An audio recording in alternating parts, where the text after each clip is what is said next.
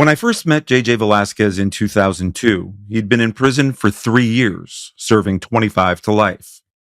That meant he wouldn't be eligible for parole until he was 48, and getting parole is never a guarantee.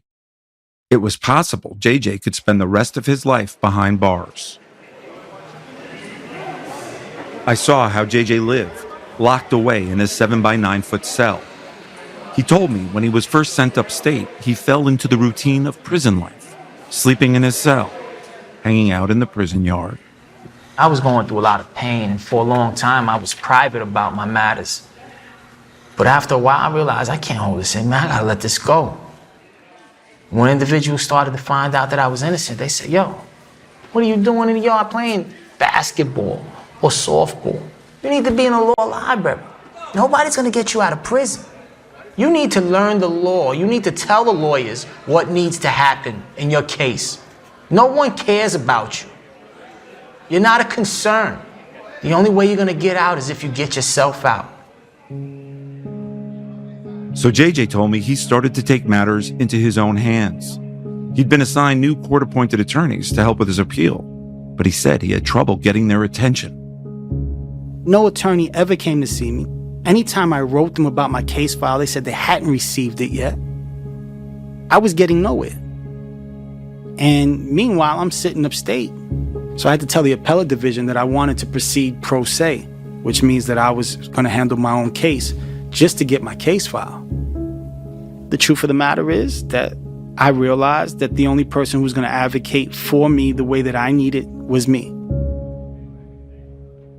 I got my case file September 2000, and it was a big box, probably coming up to a little bit over my knee, big and wide, and on the label it said it was 66 pounds. It was really hard to get it inside the cell because the door only opens up so much. But I finally got it in, and it just fit, like with a little nudge, it just fit underneath the bed. That's how high the box was. So I pushed that underneath the bed, and for days, I sat on my bed and I just kept pulling out file after file after file. And I mean, there were papers on the floor. There were papers on my bed. There was even a cardboard that I put on top of my toilet so I don't have to smell it. And there was paper on there. Like, it was paper everywhere in my cell. And, you know, I was trying to keep everything neat and organized so I wouldn't misplace anything because it was just so much paper. I remember like falling asleep with pages of paper on me and finding it like casted on the floor like in the middle of the night. And then if I wake up in the middle of the night, next thing you know, the light is back on and I'm reading the paper again until I fall asleep. It was like I was on this expedition seeking the truth, trying to find my way out and saying this box is the magic. It has to be in here. Something in here is going to help me. It wasn't long before JJ made a big discovery in that box. It really blew my mind. I mean, I don't even know if it was bold on the page, but that's like how it stuck out to me. It turns out that in the days right after the murder of Al Ward, the police had been focused on a different suspect, someone named Mustafa. Never was Mustafa mentioned during my trial. Never was I informed that there was a previous suspect, an initial suspect. They knew who they were looking for. How did I wind up here? I'm Dan Slepian, and this is Letters from Sing Sing.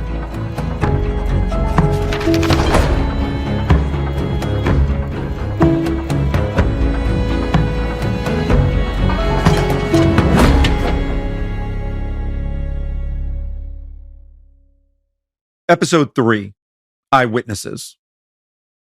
Early on in my investigation, JJ sent me copies of everything that was in that box. And like him, I was surprised by what I read. A lot of information that JJ's jury never heard. Especially that detectives had been searching for another suspect before JJ's name was ever mentioned. This is what I learned from the police reports in JJ's case file. On January 27th, 1998, the day of Al Ward's murder, a sketch of the gunman was made based on eyewitness accounts. It showed a light-skinned black man with braids, and it was posted all over Harlem. there was a huge push to find the shooter. Officers detained and questioned more than 150 people. Police showed them the sketch of the gunman to see if anyone recognized him. Tips started coming in, and one name kept coming up. One person said the guy in the sketch was someone named Mustafa. He didn't give a last name. Then another said he heard that it was Mustafa who shot a guy at the number spot. He said Mustafa sold drugs near there, that he was a black man with dreadlocks. There was also a handwritten note in the police files that mentioned the name Mustafa. Detectives seemed to take this lead seriously. I reviewed pages and pages of computer searches they'd done, looking for anyone who'd been arrested using the name Mustafa. There was even a memo sent to police headquarters declaring that Mustafa was their, quote, primary target. But the search for Mustafa came to an abrupt end 3 days after the crime, when the key eyewitness Augustus Brown picked out a picture of someone else, John Adrian Velasquez.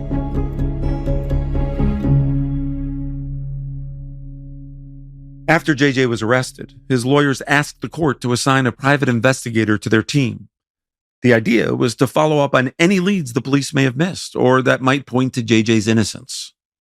This happens all the time in criminal cases where a defendant can't afford an investigator. A judge granted the request and appointed a private investigator named David Barrett to help JJ. But when I first visited JJ and started learning about his case, he told me that David Barrett never did an investigation. JJ said Barrett never even spoke with him. I found this hard to believe. I mean, here's a guy charged with the murder of a retired police officer. He's claiming he's innocent, that he knows nothing about the crime. Could it be true that his own investigator never looked into anything? So I tracked down Barrett. He's handled hundreds of cases like JJ's over the years. Hello, how are you? We met outside NBC's offices at Rockefeller Plaza in Midtown Manhattan, and he shared his thoughts about JJ's case. The key in this case is just is identification. The moment they had that one identification, one guy after all this stuff, they stopped. You can see from their point of view, they go, look, our job is to give you probable cause. You've got probable cause, you've got identification. We're finished. We've got the man. So isn't this where Barrett should come in? Shouldn't he do a full investigation to see what the police may have missed? Barrett says that's usually how it works. But in this case, he says JJ's lawyers didn't give him much to do. I really was not asked to do anything particularly extensive, and I didn't have the names of these fellows who made the identification and all the rest of it. So, for instance, I never saw the sketch of this fellow or never heard of Mustafa. It seemed crazy to me that the investigator hired to look into JJ's case never even heard about Mustafa or even received the names of the key eyewitnesses. Barrett blamed JJ's lawyers. But he also says this happens all the time when it comes to court-appointed investigations. It's baked into the system. The state government doesn't pay very much. In those days, there used to be a $300 limit, which is absurd. If it's one trip to some place for 2 hours, you can do it. But if it's any kind of work, you can't. And taking one trip, it turns out, is all Barrett says he did on this case. He went to visit the crime scene. I went to the location. I was trying to find the people who were somehow connected to the gambling spot. The truth is, I didn't really have names or anything. I just had the idea that if somebody was there, they would have some recollection of what happened. But he says he didn't find anyone and wasn't asked to do anything else. Based on what I'd read, there was a lot to investigate. But here was JJ's investigator telling me he didn't really do anything, and JJ's lawyers never gave him much to work with.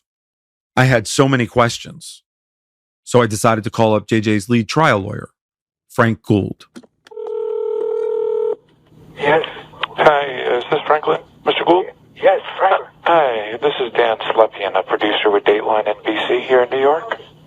I'm calling you about a case that you tried 10 years ago. I'm doing a story about one of your former clients by the name of John Adrian Velasquez. Remember John Adrian? No. I don't think it was me. Yeah, it was, it happened up in Harlem in New York City. The defendant's name was John Adrian Velasquez. Don't remember it. Sorry. So, it doesn't ring a bell at all? If I can help him, I'd be glad to try. There was a reason that Frank Gould probably didn't remember JJ or his case.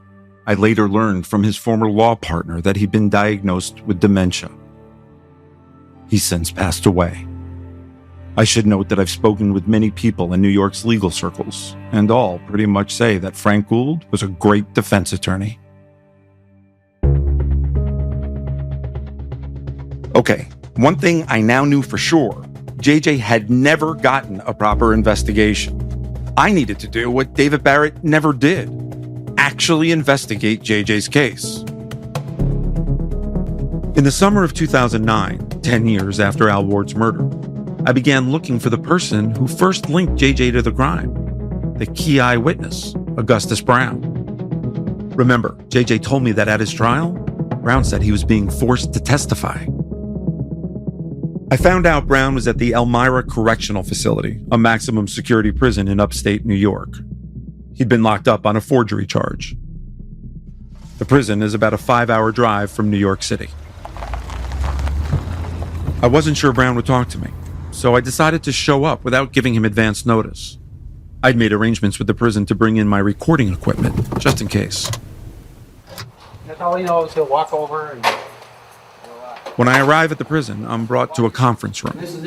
Then Brown appears. All right, perfect. It's clear he's hesitant to speak, much less on camera. But I want to be sure to document whatever it is he tells me. So I make a split-second decision and take a small camera out of my pocket. I put it on a shelf right behind the table and hit the red button.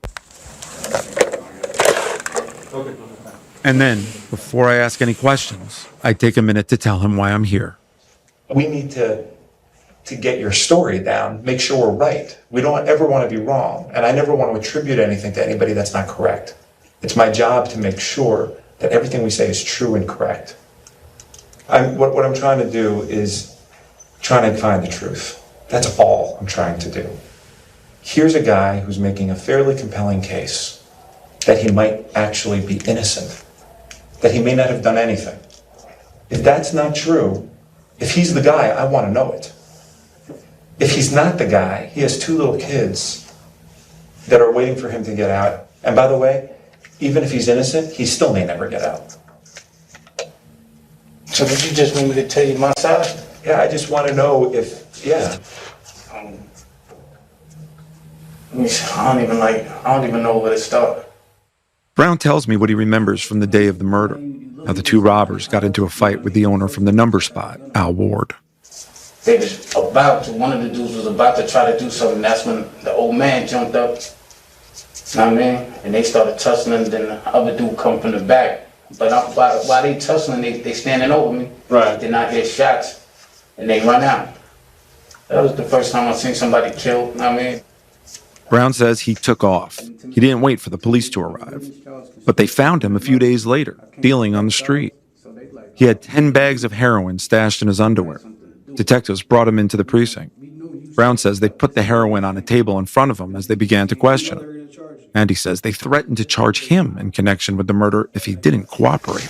They threatened to charge me with conspiracy to this, saying that I set this up for them to come in and rob it. And then me having that on my record, young black man, I ain't got no job, I'm not in school and nothing. They was gonna lock me up. And they were yelling at you? Yeah, they was manhandling me in there. For how many, can you guess how many hours? Do you remember?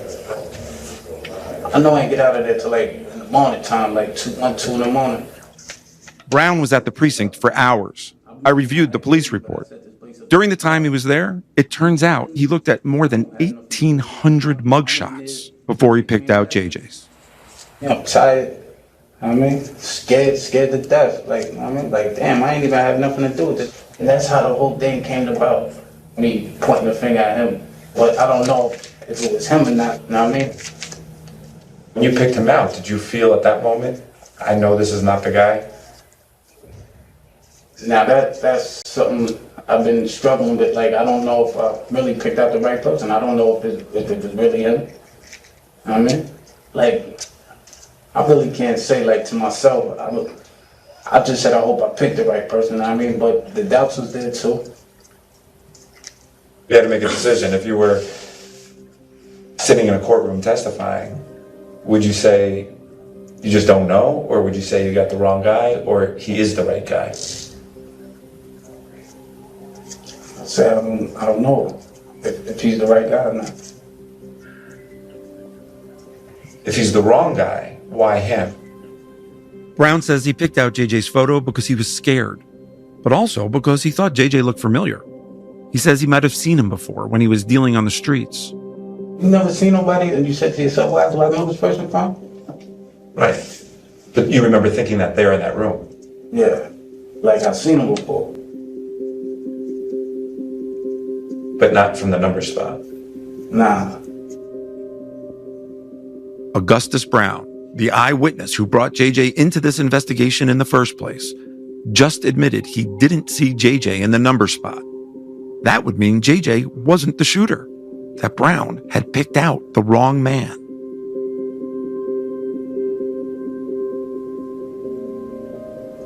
Do you remember what time of night you ended up picking out? It was dark, I know it was late. And you were like, and in your mind, you were like, I'm just out of here? Yeah. Tired. Scared, I mean, that's the main thing. I was scared. Like, I can't go to jail for something I didn't do. Brown says that once he picked JJ's picture, he was allowed to go home. He wasn't charged with anything. He even got to leave with his 10 bags of heroin. They really let you keep the heroin? Yeah. As I was sitting there across from Brown, I thought about what JJ had told me. That strange conversation that he said he'd had with Brown in the holding cell behind the courtroom. Brown said the story was true. He did say to JJ, "They're making me do it." What did that mean, they're making you do it? Like, they forced me. Like, it was either that or go to jail. They're forcing me, meaning they're forcing me to testify, or they're forcing me to pick somebody out? The whole process.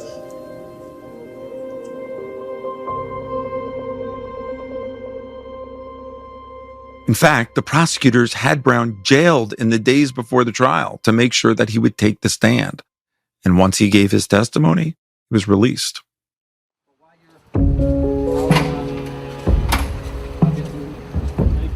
As I walked out of the prison that day, my mind was reeling. JJ's case was based entirely on eyewitness accounts. There was no DNA, no physical or forensic evidence. And now the key eyewitness, the guy who initially linked JJ to the crime, was basically saying he picked him out at random. That the detectives working the case pressured him to make an ID, and that prosecutors made him testify in court. I reached out to the NYPD and to the individual detectives who investigated the case, as well as the prosecutors who took JJ to trial. None would speak with me on the record. But there were still more leads to follow, more people to talk to. And what I just heard felt so big, I couldn't keep this information to myself.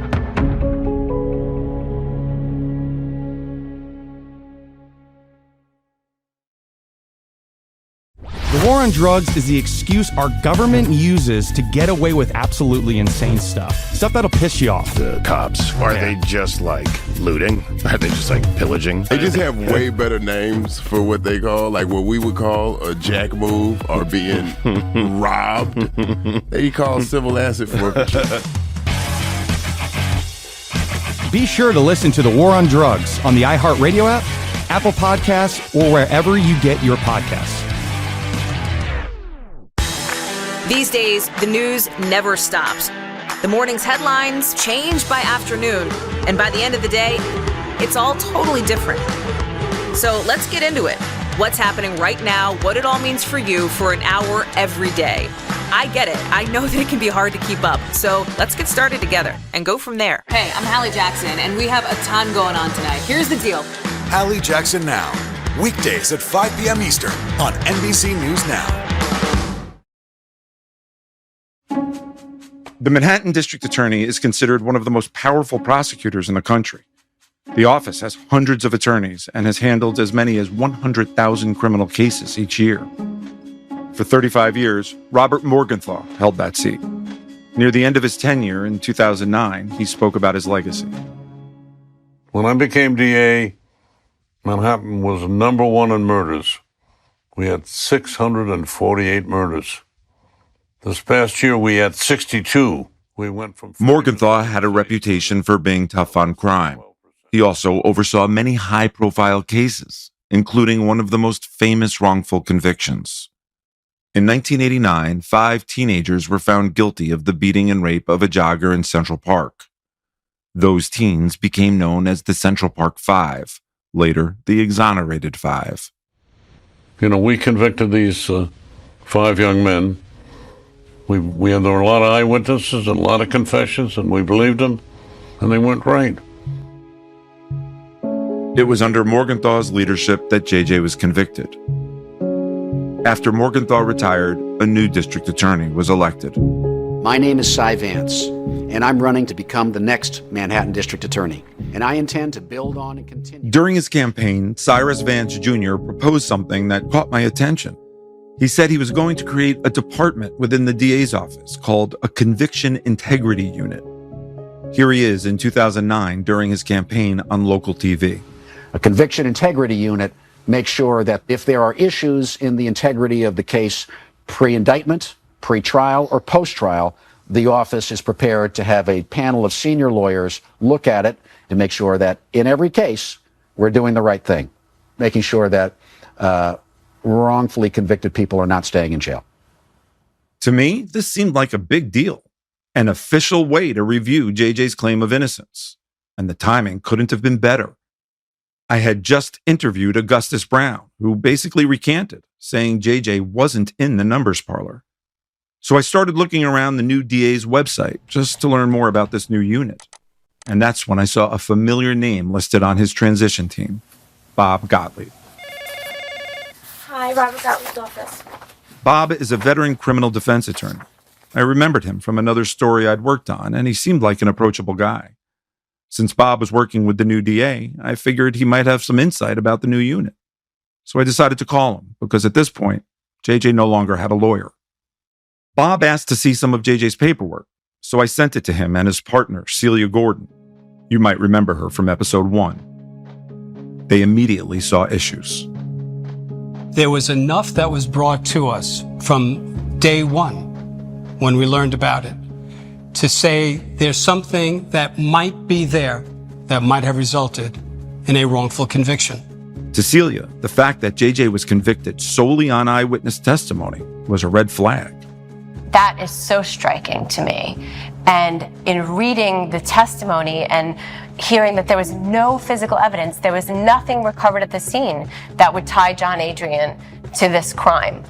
There was nothing until that moment that Augustus Brown identifies him in a mugshot, that he enters the case. With all that we know about eyewitness testimony and the unreliability of eyewitness testimony, that's all I would need. After speaking with JJ, they decided to represent him pro bono. He was no longer on his own. It's March of 2010. Bob and Celia have set up a meeting to discuss JJ's case, and they're letting me listen in on their strategy session. The trial could have been rotten, but that is totally irrelevant here. In order for a DA to reach the point to say, I'm going to recommend or move to vacate a conviction, they've got to be convinced of actual innocence based on evidence that was not available at the time. Unless there is some new information, some new revelation from these witnesses, finding Mustafa or getting Derry Daniels to say, I never met this guy. Those are the only types of things that are going to set this man free. Remember, Derry Daniels was the alleged accomplice who told the judge he committed the crime with JJ. And Mustafa was the primary police target before JJ's name ever came up. Certainly if now we can track down Mustafa or people saying, looking at a picture of a Mustafa, yeah, this is the guy, and the guy had braids at the time, it's going to raise very serious questions about the integrity of the conviction. They also wanted to track down the eyewitnesses to see what they'd say. What evidence do we have, Celia, already questioning identification? Okay, we have What do we have that's The new? new evidence. We have Augustus Brown. He's scheduled to get out of prison. I think we talked about that in the spring, I think, at some point. Okay. So he should be our number one person to go back and to. Listen, this is what we're going to have to do. For him and for everyone else you go to, we have to get affidavits from them. I'm concerned about if the DA or if a detective reaches out to them first, they're just going to, out of fear, naturally confirm their previous identification. So I want to get to these guys fast.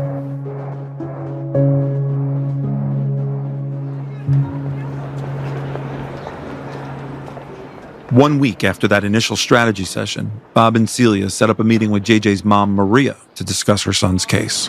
Today is going to be the first day that I meet them. It's been a long time that I've been waiting for this, and I'm filled with a lot of emotion. We're standing outside the lawyer's offices. Maria is dressed up in a black suit and yellow blouse. This is the very first time that somebody has actually taken the case and really believes in my son's innocence. So this is very important to me. We head into the building.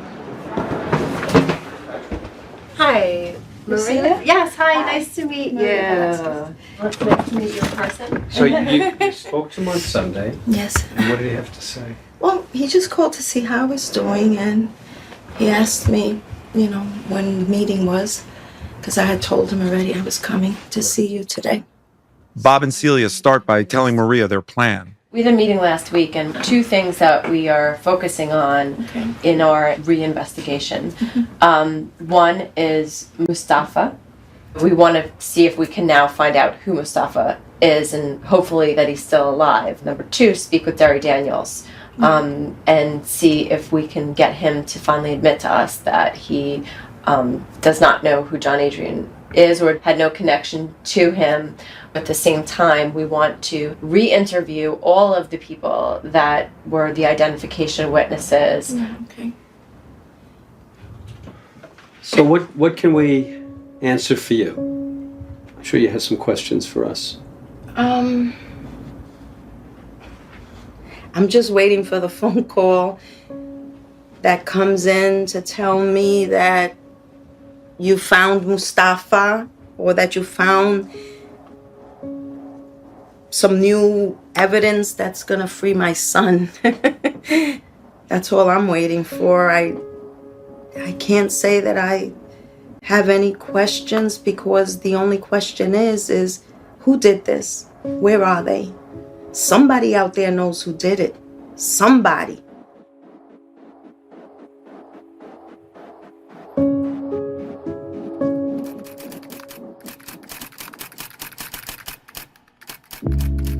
Dear Dan, on our last visit, I promised I would write. Needless to say, I have been going through a lot. Time is precious, and as it is, the state of New York has deprived me, John Adrian Velasquez, of my constitutional rights to justice and liberty. They have deprived me of my right to raise my children properly and effectively. They have cast so many restraints on the welfare of our family, and when you get to the bottom of it all, Dan, you are going to see that it was all done knowingly. I appreciate everything you have done for me, and I trust that your efforts will continue. Respectfully, John Adrian.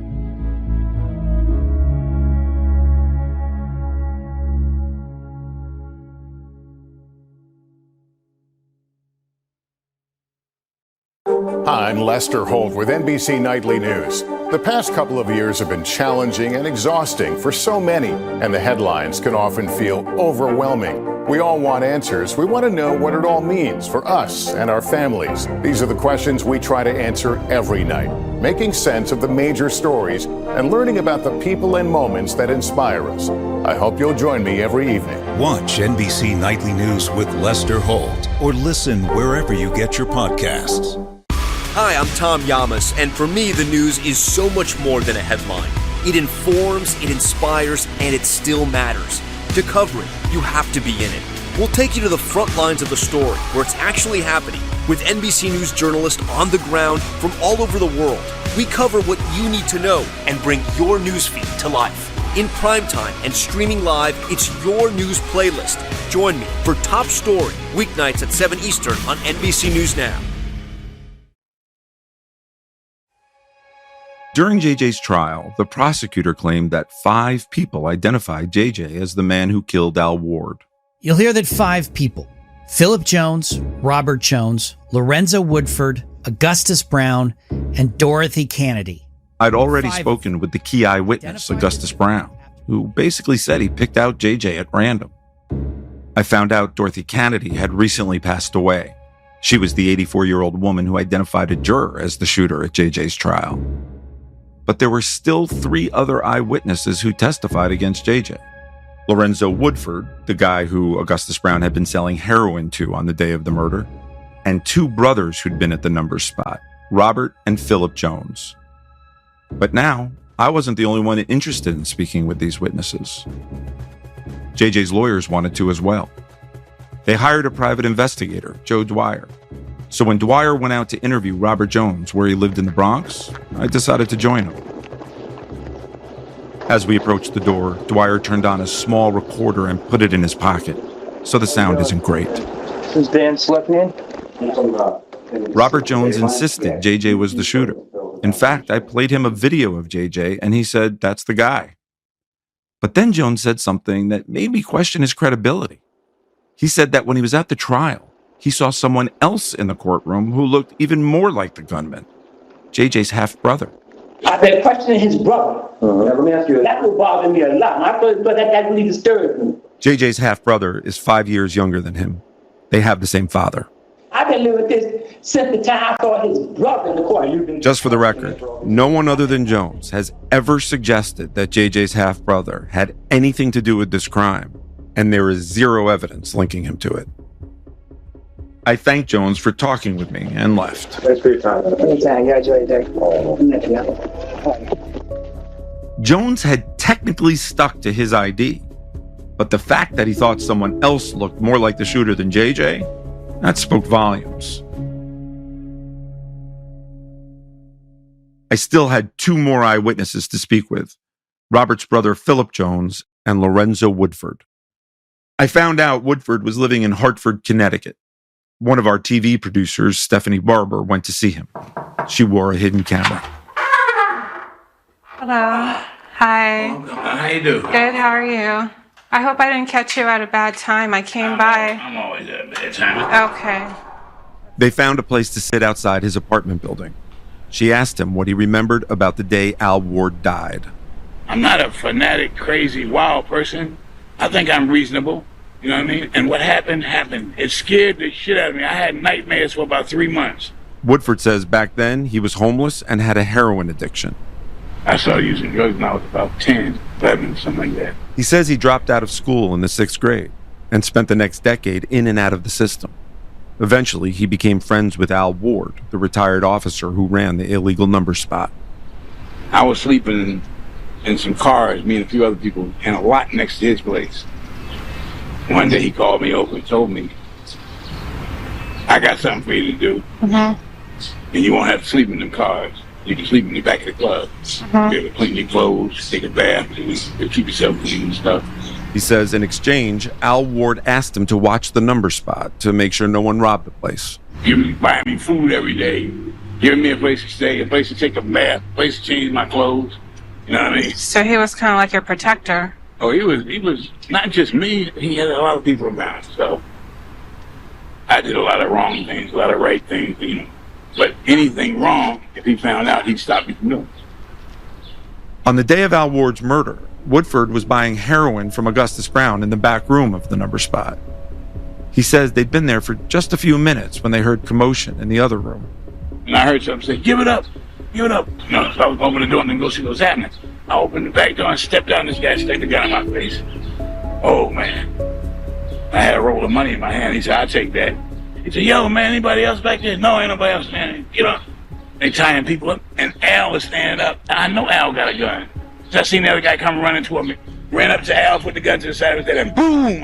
Oh, my God. I laid down. I heard all these shots. Boom, boom, boom, boom. I felt all this wet shit. Blood, Al, blood. Oh, man. I would never forget that boy's face. there's features in his face that you won't forget. Mainly his eyebrows. You see how people's eyebrows have a space in between. His don't. They just go right straight across. The eyebrows? I'd seen a handful of photos of JJ before and after the crime, and he didn't have a unibrow in any of them. But Woodford insists he picked the right man. If somebody stick a gun in your face and take money from you, you don't think you'd remember that person looked like? I was looking in his face. I wasn't looking at that gun. I made sure I did not look at the guy. I looked at him. All right? I never saw no sketches. I never saw no pictures. I never made no descriptions of him. I went to a lineup and picked him out of the lineup. Except, here's the problem with what Woodford's saying. According to police reports and his own trial testimony, Lorenzo Woodford did give the police a description of the suspect. He said the shooter was black and had cornrows. And when he was brought in to look at a lineup, he didn't pick out JJ right away. JJ was number 2 in the lineup, but Woodford first picked number 3, then said, quote, maybe number 2, finally saying, quote, I'm not positive. Of course, by the time JJ's trial came around almost 2 years later, Woodford said he was sure JJ was the shooter. I don't have no problem recognizing people. That guy that stuck that pistol in my face and took the money out of my hand was the kid that I said did it. That's who did it. All right? I didn't turn him in. Somebody else turned him in. All right? They had to have some kind of evidence. They didn't just take my word for it. And if they don't believe he did it, let him go.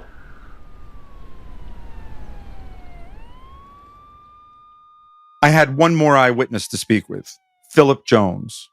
I learned that at the time of JJ's trial, Jones was in prison for drug possession. But the Manhattan DA's office said they would write a letter to the parole board if he offered his, quote, truthful testimony.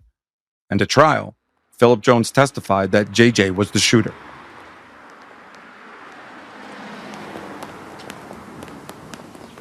How you doing? Philip upstairs, you know? You know Philip Jones? No. I'm in Far Rockaway, Queens. I've heard Jones is living on a block around here. So I'm walking the streets, knocking on doors, asking where he might be. And I'm wearing a hidden camera. How you doing? Hi. Oh, I'm looking for Phil Jones. Huh? Philip Jones? No. Oh, I ask more people I'm if sorry. they know where he lives. I'm looking for Philip Jones. No. Have you seen him? Have you seen him around? Yeah, I saw him this morning. Where does he go? Finally, I see Jones walking down the street. He's heading back to his place. He's over there. Yeah. Down over there. What's up? He doesn't want to talk on the street, so he invites me inside his apartment. They said that you moved. It's a nice. This is nice, man. This is nice. I already had a good reason for wanting to see Philip Jones. He was one of the eyewitnesses to Al Ward's murder. But I was there for an even bigger reason. Philip Jones had recently spoken to JJ's private investigator. He'd signed an affidavit saying JJ wasn't the shooter. I wanted to know if he stood by that. They just sent this to me. I read it. On 1/27/98, I was present at 2335 8th Avenue, New York, New York. I witnessed my friend Albert Ward get shot and killed. I saw that. On 2/2/98, I viewed a lineup in which I picked out an individual as being the shooter. I picked out this man because I thought the man looked like the shooter, but I was not sure. I told the police this was the guy, and I was sure, but this was not the truth. I felt pressured because the police were threatening to arrest me and my brother Robert for stealing money that Albert dropped on the floor after being shot. I was arrested sometime after Albert Ward was killed, and 2 detectives came to visit me upstate in Groveland Prison. The detectives told me they got the right guy and would help me get parole. When I saw the defendant in court, I looked in his eyes. I knew I had picked out the wrong guy. And the guy on trial I had never seen before. Signed, Philip Jones. There you go. There you go. So that's all true? That's awesome. The guy still sits in prison. So what do you want me to do? What you trying to say? Nothing. I get up to leave and start heading down the stairs. So what you think about that? I think that you know, that it's always good to be honest, man, and you did the strong thing. You did what, you know, it's not an easy thing to do. All right, Philip, I'll be in touch with you. I'd now spoken to 4 eyewitnesses, and it was clear to me that the evidence that sent JJ away was a lot weaker than it first appeared. They'd all sworn under oath that JJ was Al Ward's killer. Of those 4, Augustus Brown had recanted, Philip Jones had recanted, His brother Robert Jones said someone else actually looked more like the shooter, and Lorenzo Woodford's story didn't match the facts. Then, of course, there was the prosecution's fifth eyewitness, Dorothy Kennedy. She pointed to juror number 6 when asked to identify the shooter. But the jury did find JJ guilty. I wanted to know why and how. What went on during their deliberations? So I decided to call a juror. Juror number 6, the one picked out by an eyewitness as the gunman. What he told me blew me away.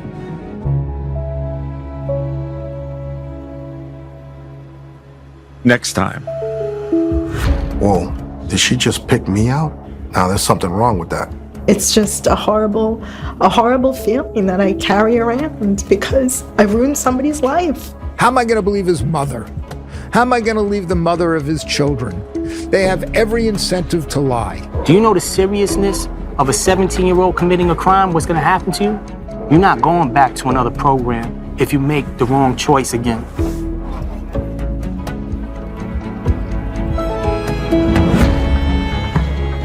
Letters from Sing Sing was written and produced by Preeti Varathan, Rob Allen, and me.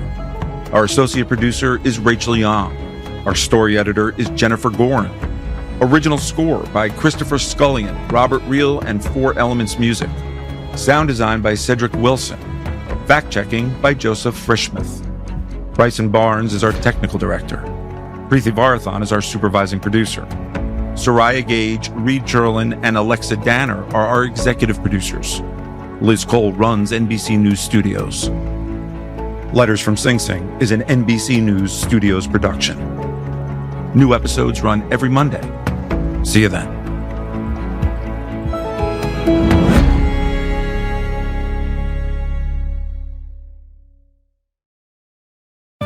Hey everybody, it's Savannah Guthrie. And I'm Hoda Kotb, and we've got some great news to share. The Today Show is now available wherever you get your podcasts. Can you believe that? Right now, you can get your daily dose of news and headlines and the day's top interviews from us right here every single morning. We have what you need to start your day, and it's available every day, wherever you get your podcasts. So why not subscribe and follow today to start listening?